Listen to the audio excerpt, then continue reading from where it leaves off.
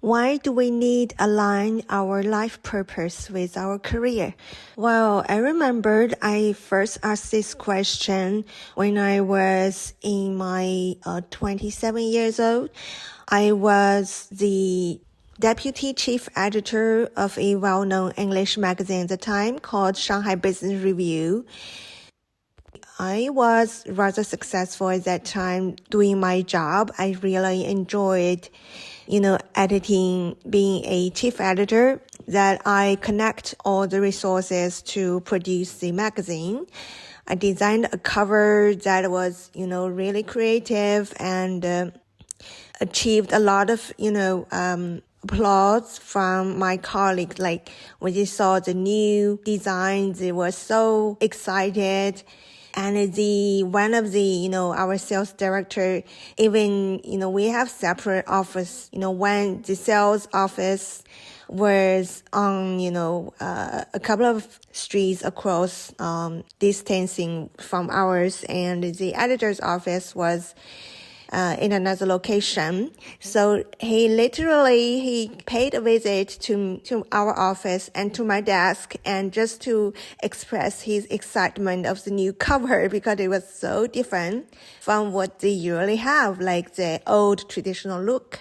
So, and I also successfully helped our magazine attract, a big collaboration with one of the world's leading financial conference. So I was really, really feeling successful at my role.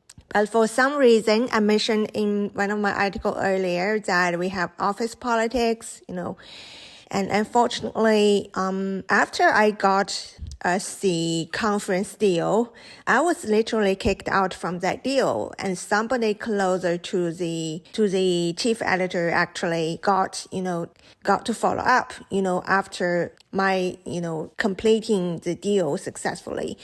So, but, soon later, many people, they know me, they have read my article, and they believe in me, so they saw what I could do. And one of these was the Swiss Chamber of Commerce. They invited me to become their chief editor. And it was, I was at, the highest moment in my career at a rather young age. And, but I suddenly felt, lost. At the time, it was not because the office politics I experienced, sadly from my last job, but it was in general, I felt just clueless towards my future as an English chief editor, because I was, I am not a native English speaker, so I felt not grounded. I felt it was not what I can do best. Of course I can do well in my job, but I felt it was not my life calling.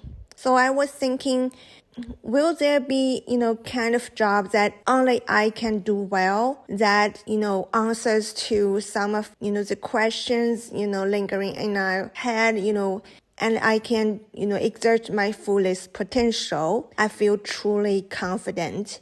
And, a true winner, something like you won the Olympic of your career development, a feeling like that. And if we are not doing a job that literally connected to our life purpose, we might feel like we are doing an ordinary job, a fun job even, but we don't feel proud, we don't feel, passionate about it. And I was always, very diligent in my job. I, work for long hours. I'm the kind of achievement person.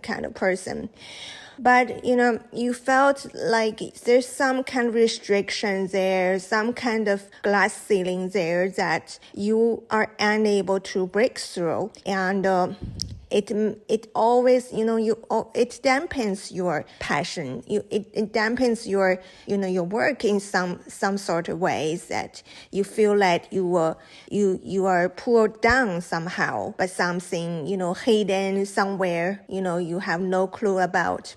And I certainly feel lost at that moment. So I made a bold decision. I didn't take the job, that literally just handed over to me as the chief editor for the magazine for Swiss Chamber of Commerce in Shanghai. But I decided I just went back my hometown in Shandong, and just sit down in front of my computer every day just to think, what's my strengths and what I can do well and what do I really want to achieve in my life. I no longer want to have a kind of success that cannot be tied to me for a lifetime, like that can be easily taken away from me. I don't want that to happen again, because when you feel confident and you like, if you are Olympic winner, right, a gold winner, and you know that nobody can take that away from you easily. So I want that kind of feeling of success. So it took me actually quite a long time, but that step was the beginning of that journey that I felt, now looking back to that moment, I knew that I made the right decision, a very risky one, because from that moment on, I stayed at home trying to, study on my own for some subjects that I find myself truly passionate about. And I was lucky there was, the time when Coursera first launched into the world. So I was able to sign up on, bunches of Coursera courses, with passion, with gusto, just to, eat everything up they offered. Like I got excellent courses from, the world's leading universities, including Harvard, MIT, Duke University, Stanford, you name it. And those were just, those top professors, I joined their courses and it really opened my eyes. So that was really, exciting moment. I learned so many things new. And I self-studied a lot, because I'm very interested into linguistics and especially, some sort of, social linguistic aspects, psychology, psycholinguistic. So I literally just read, academic journals on the topic. And I even tried to apply to, master degree or PhD degree in linguistic research. But of course, I wasn't admitted. And I remembered I applied even to Harvard. And they even sent a nice, so heartfelt letter. Literally, they sent a letter to my address in my hometown. And I know it was a long journey, but, the other day I was organizing my stuff and I suddenly found a letter from this, Harvard University, and I opened it and I felt really, touched by this. I mean, imagine how many students applied, worldwide for their graduate or like PhD programs, and imagine they type up a letter and it's so nicely written. And just to thank you, for your interest. I was really touched, but, that was almost 10 years ago.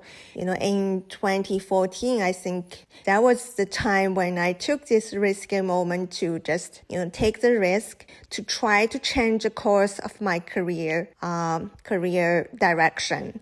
And of course, I failed at that time. But, later it would show that, the direction is actually beneficial to me somehow. And now, 10 years later, I'm finally able to work on, my life's purpose, work on my life calling.